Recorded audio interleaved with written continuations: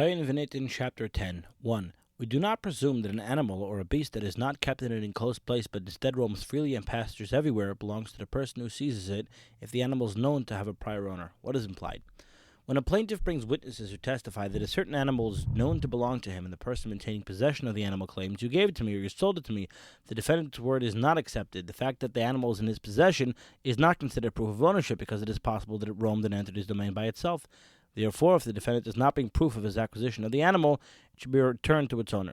The owner must, however, reinforce his claim by taking an oath. 2. If it was usual for an animal to be kept in an enclosed place or entrusted to a shepherd, we assume that it belongs to the person in whose possession it is found. This applies even if the plaintiff brings witnesses who testify that it belonged to him. Thus, if the person who holds the animal in his possession claims, "You sold it to me," or "You gave it to me," he is required to take a sure test that it belongs to him, and then he is released of all obligations. 3. Therefore, the following rules are applied when a person seizes possession of an animal belonging to a colleague that had been kept in an enclosed place or entrusted to a shepherd. If the owner claims the animal went out and came to you on its own initiative, it was entrusted to you for safekeeping, or it was lent to you, and the person who seized it agrees, saying, "It's not mine, but you owe me this and this much. You gave it to me as security for this much. You owe me for such and such damages that you caused my property." His word is accepted if he claims the value of the animal or less. The rationale, since he could claim that he purchased it, his word is accepted if he lodges another plausible claim. He must, however, take an oath holding a sacred article, then he may collect his claim. 4. Similar laws apply with regard to his servants.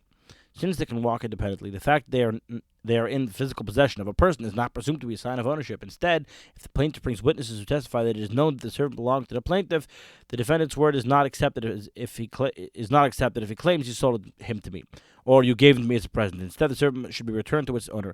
He must, however, take an oath that he did not sell the servant or give him away as a present. Different rules apply if the defendant, who was asserted to have seized possession of the servant, brought witnesses who testified that the servant was in his possession day after day for 3 consecutive years, and that the defendant would have him serve him as servants serve their master. Since the original owner did not raise objections throughout all these years, the defendant's word is accepted. We allow him to maintain possession after he takes the shvus hezezah that he purchased the servant from the original owner, or the owner gave the servant to him as a present. These rules do not apply if a servant who as a young child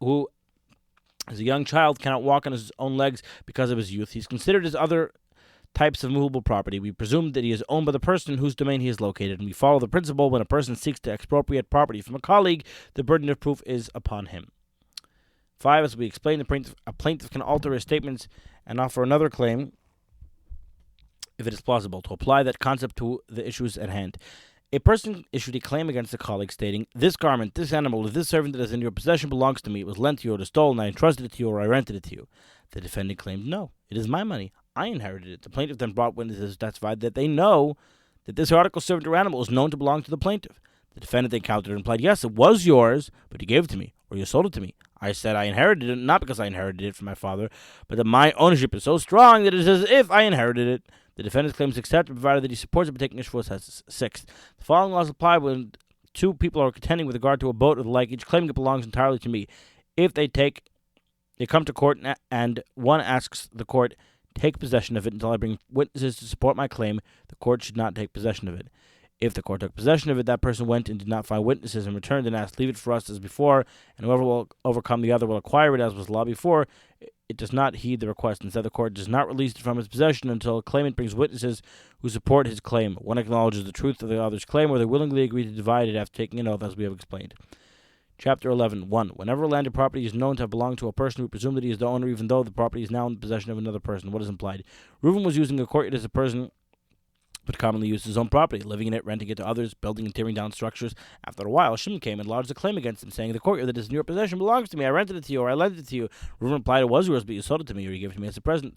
If Shimon does not bring witnesses who testify that it was known to belong to him, Reuven is required to take a shvus hezezah, and he is allowed to retain possession of the courtyard. If however Shimon brings witnesses who testify that this field belongs to him, our presumption is that Shimon is the owner. We tell Reuven, "Bring proof that he sold it to you or gave it to you." If he does not bring proof, we are forced to leave and establish Shimon as the owner. The law applies even when Reuven does not admit that the field ever belonged to Shimon, because there are witnesses who support Shimon's claim.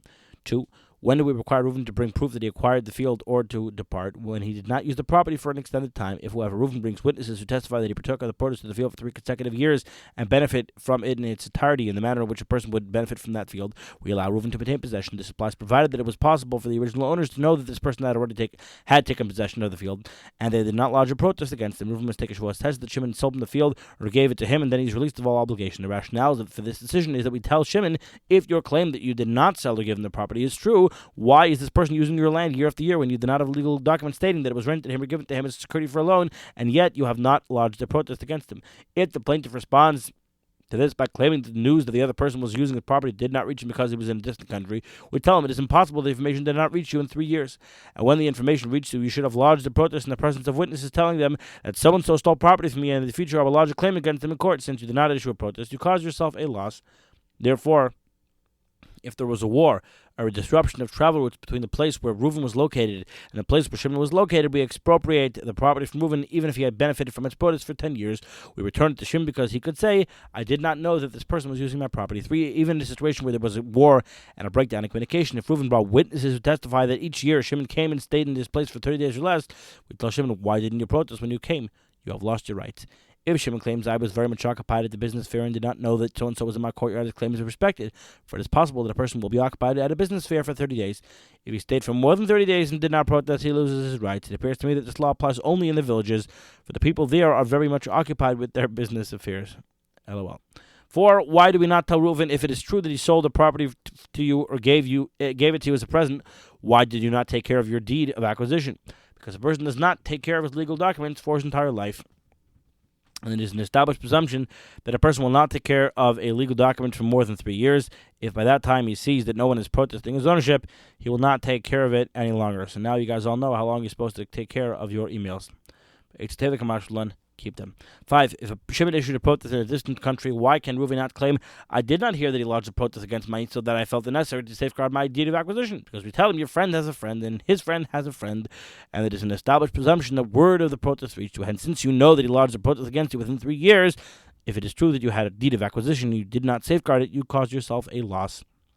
Like I said, keep your emails. 6. Therefore, if Shimon lodged a protest in the presence of witnesses, but told them, do not utter a word about this protest. The protest is of no consequence. If, however, the witnesses said on their own volition, we will not utter a word about this, the protest is significant, for a person will ultimately speak of a matter that he was not charged to keep it private. Similarly, if the original owner told the witnesses, do not tell the person who took possession of the property about my protest, or the witnesses said on their own volition, we will not notify him, the protest is of consequence. For even though they will not notify him, they will notify others, and ultimately the information will reach him. Very interesting. 7. What constitutes a protest? That the owner says in the presence of 2 witnesses, so-and-so who is using my field is a robber. In the future, I will call him to court. Similarly, if he says the property is rented out to him or was given to him as security for a loan, if he claims that I sold it to him or gave it to him as a present, I will lodge a claim against him in court. Similarly, if he makes other analogous statements, the protest is of consequence even though he did not issue it in the country where the person in possession of the land is located. If, however, he told them merely so-and-so was using my field as a robber, that is not a valid protest for rules, and when I heard this, I said to myself, maybe he was merely slandering me. Therefore, I was not careful about keeping my deed of acquisition. 8. A protest made in the presence of 2 witnesses is a consequence. They may compose a legal record of it, even if the owner does not tell them to compose it. Once the owner issued a protest in the first year, he does not have to issue another protest each year. There must not, however, be 3 full years between each protest. He must therefore issue a protest at the end of each 3-year period. If he protested delayed for 3 full years and protested afterward, the protest is of no consequence. 9. If Reuven brought witnesses who testify that Shimon, the owner of the field, gathered the produce in the field together and gave it to Reuven, he is allowed to retain possession of the field. This applies even if Reuven claims that Shimon sold him or gave him the field that day. The rationale is that if he did not give him or sell him the field, he would not have helped Reuven in the field and given him its produce. 10. If Shimon responds claiming it's true that event transpired, I sold him the rights to the field's produce and it belonged to him, but I never sold him the field itself. His word is accepted and the field should be returned to Shimon. There is, however, an exception when Reuven partook of the produce for 3 years with Shimon's knowledge, and Shimon did not protest against him, as explained. Chapter 12. 1. The 3 years mentioned in the previous chapter must be from the day to day. Even if 1 day was lacking, a claim of ownership is not established and the person in possession of the property is removed from it. When does the above apply? With regards to land or property that produces benefit at all times, for instance, houses, courtyards, cisterns, pits, storage cavities, stores, inns, bathhouses, dovecotes, olive presses, fields that are continually irrigated and hence can be used for sowing and planting gardens and orchards, and also servants who go on their own initiative, as we have explained. Different rules apply with regard to a field that is watered only from rain and a grove of trees. The 3 years are not calculated from day to day. Instead, after the person in possession partakes of 3 harvests from one type of produce, it is considered as if 3 years have passed. What is implied? There was a date grove, and the person in possession harvested it 3 times, a grape orchard, and he harvested it 3 times, or an olive orchard, and he harvested it 3 times. He is considered to have established a claim of ownership. This applies even if the trees were planted one after the other, and there was not enough space left between them, although ultimately they would dry and have to be uprooted. Since the person derived benefit from them for 3 harvests, he has established a claim of ownership too. If a person brings witnesses who testify that he dwelled in his courtyard for 3 years or rented it out to a tenant for 3 years, he establishes a claim of ownership. The owner of the courtyard claims maybe you or the tenant did not dwell there during the day and during the night. His claim is valid. We tell the person in possession, bring witnesses that throughout these years you dwelled there during the day and during the night, or depart. Even when witnesses come and testify, saying, the person in possession rented a field to us and we dwelled there during the day and during the night. If the owner of the field demands, let them bring witnesses that they dwell there during the day and during the night. These tenants must bring proof that they dwell there at all times. The rationale is that the matter is dependent on them and is not dependent on the claim of the person in possession of the property that they should testify on his behalf. 3. Different rules apply if the person in possession of the property or the witnesses were traveling salesmen who journey from village to village or the like. In such a situation, the court makes a claim on behalf of the owner at the outset. When he brings witnesses to try to substantiate his claim of ownership, the court tells him, bring witnesses who will testify that you manifested possession during the day and the night. When does the above apply with regard to courtyards, houses, the like, in which people live during the day and night? Different laws apply with regard to stores operated by merchants, the like, in which people dwell only during the day. In such a situation, if a person dwelled in the store for 3 years during the day, he establishes a claim of ownership. 4. The 3 years mentioned must be consecutive, one following the other. If a person in possession of a field sowed it 1 year and left it fallow the next year, and then sowed it 1 year and left it fallow for the next year, he does not establish a claim of ownership. This applies even if he followed this pattern for many years. If the custom of the farmers of that area was to leave fields fallow, this person is considered to have established a claim of ownership. This applies even if some of the local farmers sow their fields year after year, and some sow their fields for 1 year and leave them fallow the next. For the person in possession may claim, I left it fallow only so that it will produce more in the year that I sow it. 5. When 2 partners maintain possession of a field for 6 years, one partaking of the produce in the 1st, 3rd, and 5th years, and the other partaking of the produce in the 2nd, 4th, and 6th years, neither is considered to have established a claim of ownership. The rationale is that the owner of the field can say, since I neither saw nor heard of one person maintaining possession year after year, I did not protest. Accordingly, if these partners compose a legal document attesting to their partnership and stating that they should each utilize the field in successive years, if 3 years pass in which they use it, they establish a claim of ownership. The rationale is that a legal document becomes public knowledge. Hence, if the owner did not protest, he forfeited his right. Similar laws apply if 2 people maintain possession of a servant and use his services year after year. Ordinarily, they do not establish a claim of ownership. If they compose a legal document concerning the servant, they do. 6. The following rules apply when a person who took possession of a property derived benefit from its produce from 1 year and then sold it. The purchaser derived benefit from its produce from 1 year and then sold it, and the second purchaser derived benefit from its produce for a year. If they sold it to each other with a deed of sale, the activities of the 3 are combined and a claim of ownership is established because the previous owner did not protest. If they did not record this transaction in a deed of sale, the claim of ownership is not established because the original owners can say, since one person did not maintain a presence within it for 3 years, there was no necessity to issue a protest. 7. When a father derived benefit from a property for 1 year, and his son derived benefit for 2 years, or the father derived benefit for 2 years and his son derived benefit for 1 year, the claim of ownership is established. The same law applies if the father derived benefit for a year and the son derived benefit for a year, and the person who purchased it derived benefit for a year, provided that he purchased it with a deed of sale. 8. When a person seeking to establish a claim of ownership partakes of produce from field for 1 year in the presence of the father who was the owner, and 2 years in the presence of his son, or 2 years in the presence of the father, 1 year in the presence of the son, a claim of ownership is established. Similarly, a claim of ownership is established when a person in possession of the field partakes of its produce for 1 year in the presence of the father, and 1 year in the presence of the son, and 1 year in the presence of the person who purchased the field from the son. This applies when the son sold the field together with all his fields. In such an instance, the person in possession of the field will not appreciate that it was sold, and hence will not necessarily be careful to maintain possession of his deed or of acquisition beyond the 3 year period. If, however, the son sold the field as a discrete entity, the property is expropriated and given to the purchaser. There can be no greater protest against the squatter's possession than this. 9. If the person in possession left the field fallow year after year, even for many years, since he did not derive any benefit from it, he does not establish a claim of ownership. Similarly, if he irrigated it, or even irrigated it and did no more than break up large clumps of earth, since he did not benefit from its produce, he does not establish a claim of ownership. 10. If the person in possession sowed it but did not make any profit, i.e., he sowed a core and reaped the core, he does not establish a claim of ownership since he did not derive any benefit from it. 11. If he harvests the field as straw, he does not establish a claim of ownership. If in that region it was common to sow or harvest straw because straw is very expensive, he does establish a claim of ownership. 12. If the person in possession partook of the produce of a field that was arla, grew during the sabbatical year, or contained mixed species, he establishes a claim of ownership despite the fact that he derived benefit through transgression. 13. If the property in question was a stone or rocky area unfit to be sown, the person in possession must benefit from the land in an appropriate manner. For instance, use it to spread out fruits to dry, as a place for an animal to pasture, or the like. If he does not derive benefit throughout these 3 years in an appropriate manner, he does not establish a claim of ownership. 14.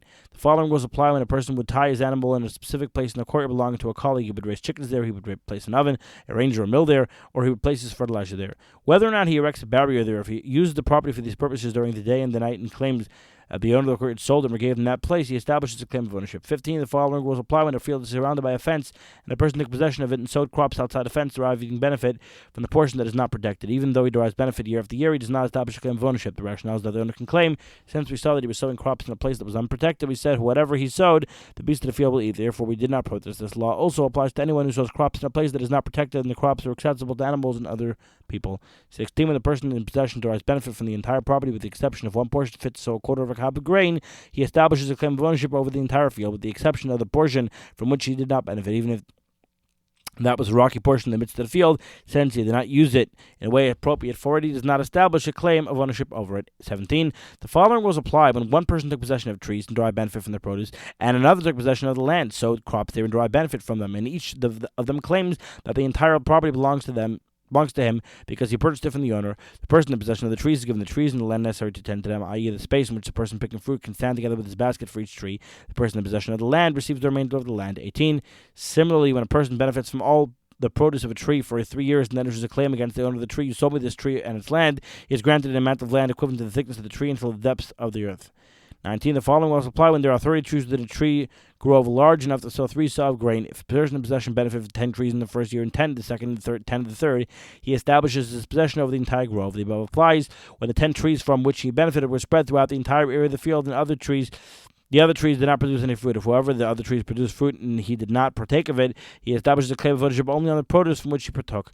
20. When does the above apply? When he benefited from some of the fruit and the people reap the remainder of the fruit. If, however, he pulled the fruit on the trees, he left the fruit in the trees and benefited from the fruit of several portions throughout the entire grove, he establishes a claim of ownership concerning the entire field, even though he did not collect all its produce.